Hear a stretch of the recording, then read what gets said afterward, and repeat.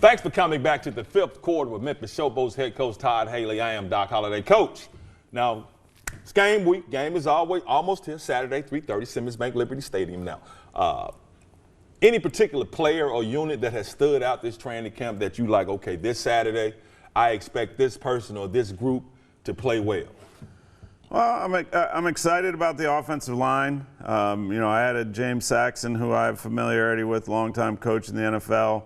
We've all been working very close together between Bob Saunders, myself, and him. I feel good about where we are from protection, run game rules, all those things. So I'm excited to see how they perform, in real action. The defense as a whole, I spoke about Carnell Lake. I mean, he's really a fundamental, sound guy. So I'm expecting our defense to play that way. Guys to be in the right place when they're supposed to be there. You still have to make tackles and do all those things, but I just like the way the defense is acting and looking. I just kind of go by what I see all the time, and when you feel good about something, you start to get excited. So, I think our defense is going to be a lot more sound than it was last year. We had just had too many breakdowns. And then ultimately, for us as a group, we do have an emotional group. And last year, the games that we lost, most of those you could easily point to guys just not doing the smart thing at the right time, whether it's a penalty or losing their mind a little bit. So we've really been working hard at just we want to be the most disciplined group in the league. And I think if we do that, we got enough talent to win games. I'm laughing because you say emotional. I know exactly what that means. We got an emotional group. That means you got a lot of dudes with tempers. They need to work on their self-control. And people don't understand when you have to maintain your emotions, because the personal foul penalty, any penalty, when you've gotten out of your emotions, that can change the whole course of a football game and cause you to get an L. Absolutely. Those are the things that get you beat. I mean, turning the football over, obviously, is the number one factor that gets you beat, but doing dumb things, that'll get you beat too. So, I learned from one of the best in Bill Parcells, and that was pretty much the company line.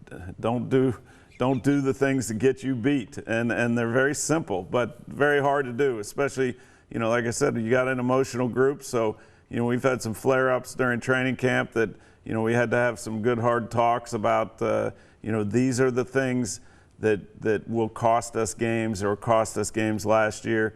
And I try my best to appeal to these guys that have NFL talent, that there are scouts and coaches that are going to be watching this film.